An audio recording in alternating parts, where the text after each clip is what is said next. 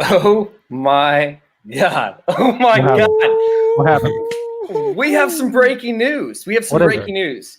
And since Corey, sorry, let me turn up this TV. Since Corey was actually the one to inform us while we were sitting there trying to figure out our brand new. By the way, we have a brand new show coming out, right? It's called the Fantasy Six Pack. I'm sorry, what are we calling it? Weekly Six Pack. The weekly Six Pack. Corey brought this news up to us, and we have to talk about it, Corey. So go ahead and enlighten us about what the hell is going on, because this is blowing my mind. It's blowing my mind. Shout out Faith. I think she knows what's coming. Hi, Faith. The Jets have released Le'Veon Bell. This is all before Gase got fired. I never thought Le'Veon Bell would outlive. I mean, I'm sorry, Gase outlived Le'Veon Bell. Yeah. The GM. Yeah, that too, I guess. Huh? Seriously, huge. Well, the Jets haven't fired a coach in season since the 1970s. I think it was 1976, the last time they fired a coach in season. So they're stubborn. They're stubborn. The ownership is really stubborn, and they're going to hold on to Gase the whole year. Bowles almost got canned in 2016. Bowles almost got canned, but they kept him all the way through. Oh man, that's great information. How do you know that? Yeah, fact. He's an encyclopedia. Are you Wikipedia? I don't know what's wrong with me. No, that's what he is. He's a football. I just remember things. Jeez, you Gase fan? God, I love history. Crazy to me. I'm mind blown. Like, where does he end up? So, do you guys think that he could end up doing like the Leonard Fournette thing, where he makes it through waivers? Oh yeah. I don't think he makes it. I don't think he makes it out of Kansas City, man. Well, you gotta pick up his contract. Dude, you ruined it too much, man. You gave him too much insight. I'm sorry, but I had to go first. I couldn't wait for it. But I mean, yeah, are they going to have to pay him? The questions are economical. Do they have to pay him, or is he going to be paid partly by the Jets and then they only pick up the rest of the tab, which I think is only $6 million for the rest of the season going forward? I think it is $6 million. And then Jets probably whatever guaranteed money or something or bonuses. I wonder what he did. I'm not that smart. Like in order to get released. Like you had to do something. Like he had to beg. Shit on the definitely didn't on the front doorstep, right? Like, yeah, but it's just weird. Like he looked like he did not want to play for the Jets. I was watching the game. He did not look like he wanted to be playing. But yeah, there had to be something. So where are the possibilities? Where would his landing spots be outside of the Bucs, who'd like to bring in every veteran over there? It has to be a contender, right? It can't just be just for playing time. Absolutely not. It depends on the situation. Like if you're the Jaguars, and like you said earlier off air, Corey, like if they have James Robinson and they don't necessarily believe that he's the answer going forward, they might be willing to bring Bell in and maybe have him bridge till next season. Claim him off waivers. Yeah. All right. Let's say he makes it through. As Chase was saying, like, who do you think he's going to kind of go to then? Where was he going to sign? Let's wait. Let's back it up a little bit. Let's just talk about where he could go. Yeah. Like if we sit there and we go through these teams, right? Like, the Giants need a running back right now, right? From New York, he stays in the same state. He just plays for a different color. And gets pissed off or he had a bad offensive line. I don't know. I mean, it's just poor timing. It's just poor right? Thanks. Would that be his worst nightmare? I am the team Giants fan of the group here. I think really though, I think they gave Devontae Freeman that money, and I don't know how much more they're gonna have to give out and to cover that contract. I'm looking at it right now, and it's staring at 0 and 5. Like $4.5 million, and they're already 0 and 5. I mean, they could come back and win that division. I mean, the division's wide open in a sense that Dallas only has 2 wins and they're in first place. So yeah, I guess that's an option. The one I'm looking at, if they can scrimp and save a little bit of money, is the New England Patriots. I mean, they have Damian Harris there. They have James White there. But Sony Michel. Hey, if there's a will and a way, Bill Belichick will find it and sign an MVP. That's what he does. Sony Michel went on the IR, right? Yeah, exactly. He did. Oh, but Rex Burkhead there. He's fine. Rex Burkhead, yeah. Fine. Damian Harris is good too. And James White, Damian Harris, I think they're okay. Oh, Damian Harris, that's right. I mean, I gotta think somewhere else. I gotta think somewhere where he might fit, but there's also the blocking aspect of it. Like if you're the Raiders, you don't let him get to Kansas City, do you? Like on the way down, like you don't want him in the division. The Chargers have a hole that's for right now, at least while Eckler comes back, he's on the mend. So even in the division, you might find a little bit of competition for him, and people are going to want him. Like Chase, you said earlier, the Bears. Why not Chicago? You're missing Tariq Cohen. He's a natural pass catcher. He can relieve David Montgomery, maybe even take the job and battle with him. That's a possibility too. Oh, God, I have a place that Dave would hate since Dave is going to do our first quick shots ever. The Dolphins. What if he goes to the Dolphins? Yeah. I'll take him. I'm a Dolphins fan. I'll take him. Yeah, but you got Gaskin. That kills Myles Gaskin. I'm sorry about Gaskin, man, but I'm worried about the seventh future. rounder. Let's go. Who needs him? Oh, man, that's brutal. Another team could be the spot Rams. is the Rams, right? I know they're crowded, but he's crowded. on a different level. That's 500. They're what about competing, Jacksonville? Yeah, that's what With we only James mentioned at the top. Robinson in the fold. Yeah, that's what you're saying. Maybe it could be the future. I think Jacksonville is trying to create a. I think they're trying to create a, what word am I looking for? An environment. Like, they're trying to create a system. They're trying to create a mentality over there. And, they opted to not bring in any free agents really on the offensive side of the ball. They're opting to draft guys. They're opting to trade away defensive assets. I think that Jacksonville is probably a long shot. I think they want to stay young and they want to get this mentality down. They're culture was where I was looking. That's a culture, yeah. Another team could be the Panthers with Mike Davis is doing well, but Chris McCaffrey can't come back. I don't know. That one's kind of questionable. $4.5 million. That's the cap space. So that's a little tough. Right in Pennsylvania, though. I mean, the Eagles could use a little bit of help with Miles Sanders. They never brought anybody in. Oh, no, you shut your mouth. Shut your mouth. You're trying to make a playoff run. You need depth. He's cheap, but he fits the mold. He plays the same kind of style. Like, you don't miss he's not going back to the Steelers. That's for sure. No, that's it. He what about Cleveland? Three-headed monster. Well, two until week 11 or so when Chubb comes back, because he's going to be out for a hot second. Yeah. Let's go ahead. They could fill the void with that. Let's go ahead and let's pick some of these ones out that people suggested. And then we'll go on to Corey's thing of who, which team can pick him up if he makes it past waivers. So we had Daddy's home. Big shout out to Mike. Chiefs could use a running back that can score. Very true story. I agree. Daddy's home. Goal line all the way. Buffalo. That's interesting because they don't have like Singletary's good, but he's not that athletic.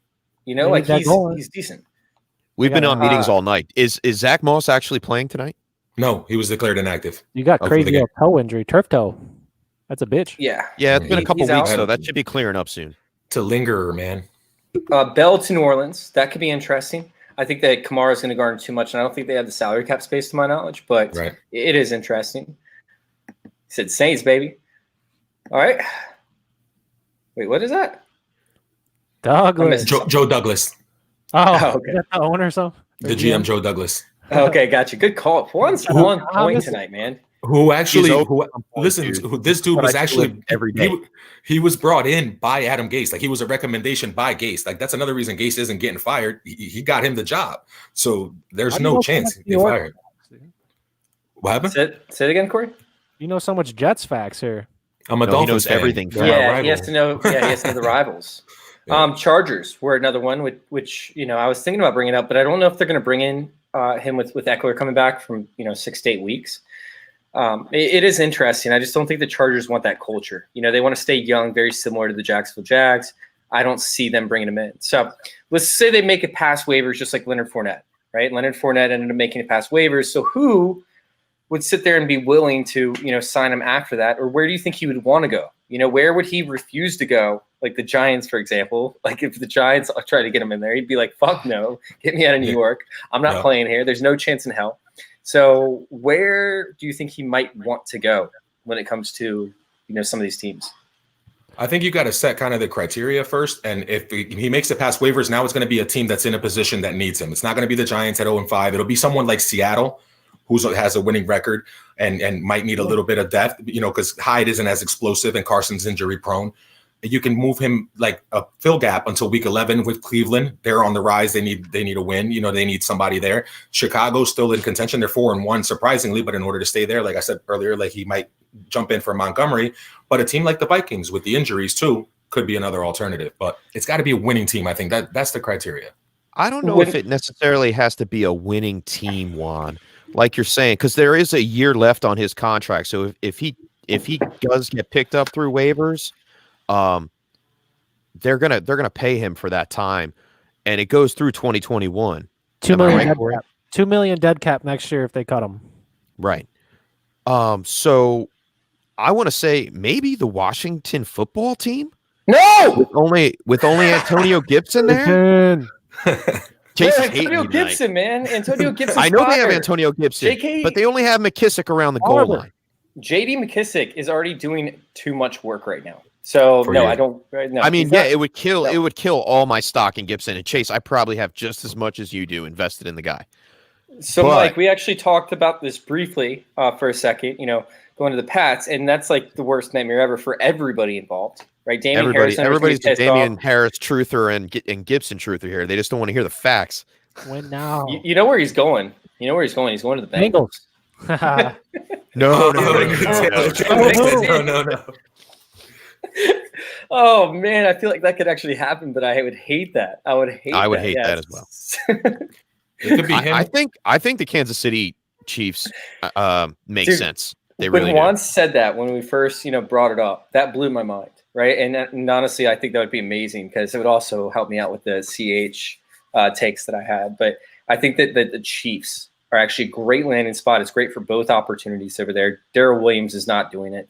Nope. CH is struggling from time to time because he's a rookie and he's not athletic.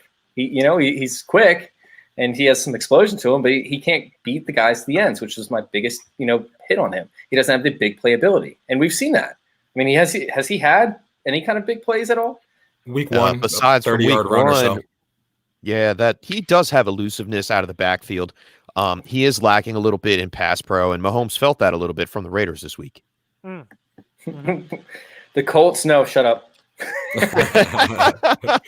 The more I think about it, the more Vegas kind of makes sense to me because Jacobs is getting beat up and they're using him so hard for 20-something carries, and I don't want it. 80% of my teams have Josh Jacobs. Like, I'm a truther of Josh Jacobs, and I bought him everywhere I could this year.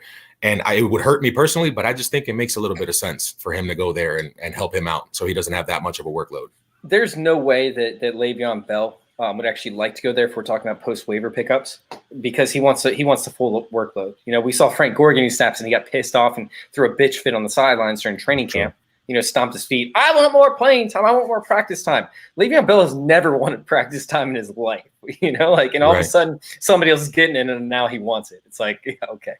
Yeah, no, he doesn't want to go to the Raiders if they make it. Now, if they pick him up off waivers, which I don't see happening because he has a cancer and John Gruden does not deal with cancers.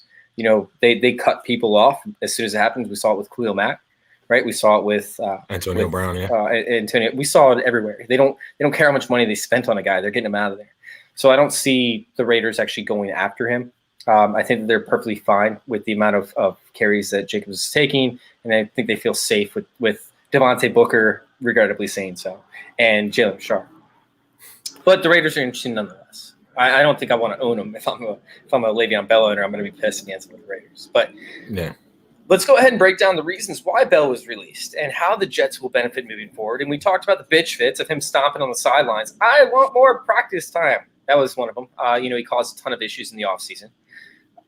He was, he's complaining constantly. And last week he didn't look like he wanted to play. Like literally, he was just going down. It was so weird. Aside from the Pro Bowl, I've never seen a player put forth such little effort. What do you guys think?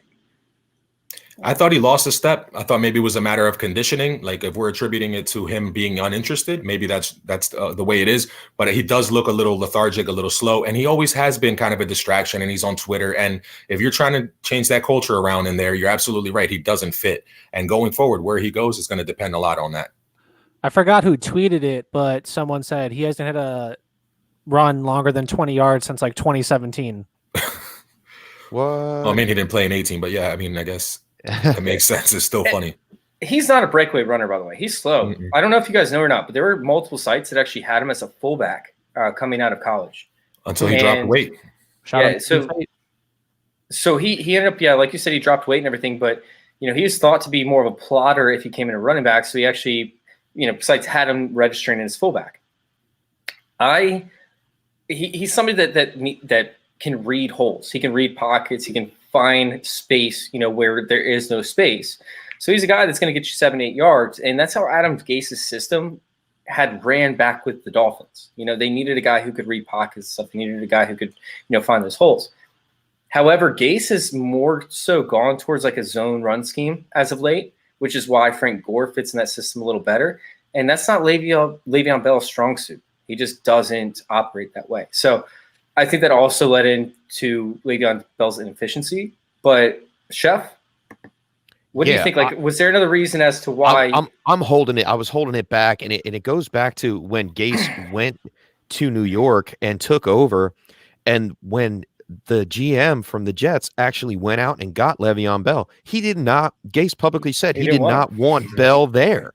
He didn't want him. He didn't want Mosley. So he was waiting for the perfect opportunity to say, oh, wait, we're 0-5. Okay, I'm going to throw out the players that I don't want there. I mean, come on. He picked up Kenyon Drake and then dropped him like a bad habit. They released him as well, correct?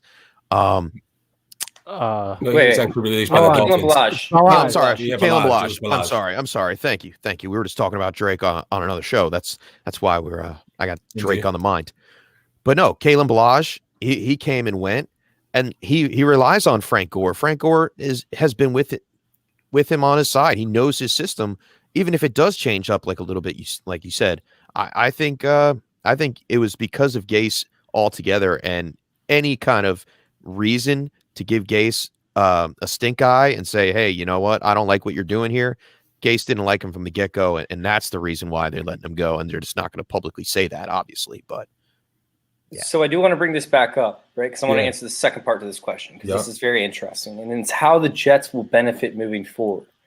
So, Juan, you want to start out with this one since you're a big Jets fan? Well, I'm a big Jets hater, but yeah. So ideally, it's money. First of all, culture, number two. So at some point, they're going to save some of the money on the cap. You don't have that anti-current going up against Gase and everything that he wants to do. You don't have the snide remark in the locker room, second guessing the coach. So you have a young quarterback. He's still only 22 years old, Darnold, right? You don't want any of that rubbing off on him. You don't want that happening to Mims and Herndon, like all your young pieces. You kind of want to keep that away from them. So that's part of it too, to shelter him and to let him go and just kind of move forward. And on the back end, if he's there, he might actually help you win a game, which goes against you getting a higher draft capital at this point. Because at this point, basically, you're either tanking for Trevor or you're tanking for something, but you're tanking. And he goes against that probably. Who's the running back moving forward? Like, I mean, outside of Frank Gore. P. Ryan. LaMichael P. Ryan. That might be his shot. Might be his Frank time. LaMichael P. What, fifth round draft pick? He caught some balls, right? I mean, he did pretty good in the Senior Bowl, but his combine was weak. If James Robinson can play, we didn't see that coming. P. Ryan coming out of Florida is a slightly superior athlete. Like, he should be able to do something if you're given the opportunity. He was a brother of Samaje, right? I believe cousin. So, yeah. Oh, yep. cousin. Yeah. So let me look at the snaps real quick. Let me bring up the snaps. All right. Yeah. Kalen Ballage actually has more snaps than LaMichael P. Ryan. And they cut him. And they cut him. Yeah. So, and they used him in the red zone too, which was weird. And when the game was on the line up against the Denver Broncos, they did a rollout to Kalen Ballage. And yeah, it didn't work out. But let me go ahead and go through the snap counts real quick. Kalen Ballage, LaMichael P. Ryan, Josh Adamson played last week. The only two people that got snaps were Frank Gore and Le'Veon Bell. Frank Gore had 23 snaps. Le'Veon Bell had 46. The week before that, in week 4, Le'Veon Bell was out. So Frank Gore had 37 snaps. Meanwhile, Kalen Ballage had 30. Mike P. Ryan only had 10. The week before that, 26 snaps to Frank Gore, 19 to Kalen Ballage, and 21 to P. Ryan. The week before that, Frank Gore took all the snaps pretty much. So is LaMichael P. Ryan worth a pickup? I mean, waivers are going to hit tonight. Like, is he worth a pickup? It doesn't seem like it. What if they just go back and get Ballage? Well, Ballage is cut. Ballage got cut by the Jets after he did not convert. Yeah, so why wouldn't they just go back and grab him then? I believe the Chargers got him, didn't they? Yeah, the Chargers picked him up. He's on the practice squad, though. He's probably not protected. Yeah, maybe. No, but you have to. So the new rules with the COVID, you actually have to keep a player on your practice squad, or I guess in quarantine for 6 days prior to them actually joining the team. So I don't know if that's considered practice squad and he's eventually going to join the team or not, but that is something to definitely look into. Yeah. It's been 4 days, so we got 2 more days to see on that. But with their holes, they got him for a reason. If they went out and got Balaj, it's because they only have Kelly and Justin Jackson. So true. They actually really need him. They might actually keep him. So, but does P. Ryan actually get a workload? Because he looked better than half the guys did this past week, didn't he? I mean, his build is nice. 5'11", 218. I think he might be a fit to run through the tackles, and if he can catch the ball a little bit, yeah, so be it. And they have Frank Gore for the goal line work. I think it works out there. And Josh Adams flashed, not for nothing, if he's still on the squad, he flashed a little bit with the Eagles. And a lot of the people in this area, like we're close to Philadelphia, and a lot of people in this area wanted to give him a chance before they drafted Miles Sanders when he was here. So maybe there's a chance that they do some sort of platoon, but worthy of picking up, I don't think I'm touching anybody on the Jets right now. Yeah, Josh Adams is still on the Jets. He's on the practice squad. Yep.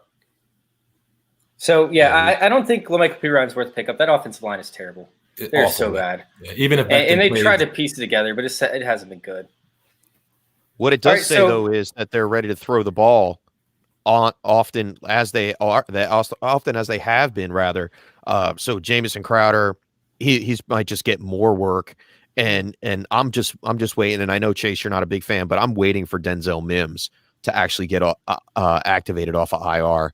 I think the kid's going to smash. Yeah, look at that face. That's a face that likes Denzel Mims. Hold on. I love that. I wasn't looking. I'm actually not looking. I'm looking up stats as I'm talking. But I watched one of your mock drafts in the summertime, and you were not liking Mims as much as I put my love on. No, that can't be right. I've always liked Mims. Oh, I wish I could go back and find the clip. But you do so many videos. I'm never going to be able to go through. Oh my God, I'm going to send you my rookie rankings. He was late first round for me. I didn't like Jalen Raker. I didn't like Brandon Ayuk. I didn't like Brandon Ayuk. I didn't like. There's one more rookie receiver. I can't remember which one it was, but I had 3 rookie receivers that I hated compared to rankings. Denzel Mims I actually had above everybody else prior to the actual draft happening. I had him as a late first round. I retract my previous statement then. Okay, so maybe we are on the same page. Maybe we are on the same page. Does this benefit Chris Herndon? It has to if there's going to be more passing work. If there's more targets to go around, it's going to benefit all the pass catchers. So probably in the long run at least. And like I said, in the locker room, getting him out of there probably helps everybody. I mean, Herndon, he can't catch the ball, and that's his problem. Like, he's terrible. How many did he? It hit him off his chest a couple times recently, and I mean, he caught 2 balls this week for 24 yards. Every week, it seems like they're trying to get it to Herndon for that system to work, and it's just bouncing off his chest. In week 1, he had 6 receptions for 37 yards. That's his best outing yet this season. Well, he was banged up, but this last week, the drop that he had, I saw the play perfectly, and he's going out to the flat on the right, and the ball hits him right in the hands. But just as the ball is hitting his hands, the mistake that everybody makes, he looked up, ball hits off his hands and drops, and he can correct those kind of things. He's a young player, and he still has good promise. So, I mean, there is still some hope for Herndon. I wouldn't give up on him yet, especially in But I'm not rushing out there and buying Herndon because of the loss of Le'Veon Bell. No. By any means. Corey? What was the question? Herndon? I don't believe in Herndon. No. You just had enough chance to prove it. What Joe Flacco, no matter who the quarterback is, they throw it to him minimal times. His targets gone down from like 7, 6, 5, and then 3 and 3 the last 2 weeks or something like that. So Crowder, Mims, like you guys are saying, and whatever Gase. I mean, we all know the Gase thing, whoever, doesn't matter. Gase is just like not going to work out for anyone besides, I guess, Crowder. Jeff Smith's an interesting take here. He had 11 targets, by the way. What's the news on Perryman? Does Perryman come back and then Jeff Smith disappear again? Love Jeff Smith. Jeff Smith he's actually an exceptional athlete. If you guys go look up like his player profile, it's pretty insane. So Jeff Smith is actually somebody that could benefit because Le'Veon Bell's only played in 2 games. It's tough for us to sit there and say anybody's going to improve on the Jets, to be honest with you, because he's only played in 2 games. But maybe they're getting more 3rd and longs to an extent. It's tough. Like this quick reaction, man. Like this stuff is something that I don't do because I like analytics. I like to base my arguments on it's something. Hard to speculate. It's hard to speculate. It was too juicy for me to just not jump into. But yeah. But Chase, to your point, if Jeff Smith is a really good athlete, they're going to have to get more creative. If you don't have a bell cow, a guy that you're going to rely on, you're going to see more jet sweeps, more end arounds, more little swing passes and more screens, and that could benefit a guy like Jeff Smith that's an athlete, and they might have to use him in that way to make up for some of the loss in the running game. Guys, let's hear in the comments. Let me see who you guys think will benefit, if anybody, for the Jets. If you guys think anybody's going to benefit from the Jets now, Juan of a Kind actually brought up a good point for the Colts, and I hate the Colts, but emphasize what you were talking about, Juan of a Kind over there. So with the Colts, you see the situation where they had this young kid, and they're trying to protect Jonathan Taylor, and you see them using Wilkins and trying to use Hines, who's not a natural runner and more of a pass catching back. So bringing in, again, you have Frank Reich, veteran coach. You have Phillip Rivers, veteran quarterback. So you have a foundation, solid offensive line, no nonsense. Quentin Nelson's not going to take any lip from Le'Veon Bell. They're going to keep the team moving forward. They have a really good defense. He gives them a security blanket for Taylor, and he's kind of a bridge to Hines or a better upgrade as a pass catching back. So maybe he just comes in on third down, pass pro, and let Jonathan Taylor breathe. And if I'm the Colts, I would love to sign him if I'm the Colts. I'm going to have to agree with you there, Juan. And while you were talking, I was looking it up. The Colts have $9.3 million in cap space. They have a ton of cap space overall. They haven't even restructured contracts. Yes. They've had a ton of cap space for years, and they're competitive. They want it. They want to go for it. Phillip Rivers doesn't have much time left on his clock. And if they're going to win, if they're going to go for a championship, now's the time to do it. And they could use Bell in that system, and he could be successful. And I don't want it to happen because I'm hanging on by a thread in a couple leagues with just Jonathan Taylor after the Saquon Barkley mishaps. But yeah, I think you might be onto something there. I think the Colts would be a great landing spot for Lev Bell on both sides of the table. I don't. That's just my take. I don't. You don't I don't want to see that happen. No one wants to see him go anywhere at this point. Chase doesn't want him in Philly. He doesn't want him in Washington. He doesn't want him in Indy. What other places? There's a few others Cleveland. You don't want him. Did he not want him in Cleveland, Detroit? or he wanted him in Cleveland? No, I don't care. Cleveland's actually a good pick. I like Cleveland actually a lot. Although it's not the type of run scheme they use, so I don't think he'll actually be that good if they do bring him there. You need guys with straight line speed. You need guys with power, behind it. Cleveland, and right, Le'Veon Bell is more of an agility based guy. Guy that needs to find holes. The scheme they run over there is more of a run scheme or zone blocking. So you don't think he fits well with the Saints? I know they have Latavius Murray already to spell Kamara, but he kind of they don't have the cap space, man. Yeah, that's true. What about the Texans? New regime. Offense, new regime. Dude, I guess, whole new coach and GM. David Johnson obviously there, probably. but Duke's obviously not really doing much there. Oh my God! You know what they should do?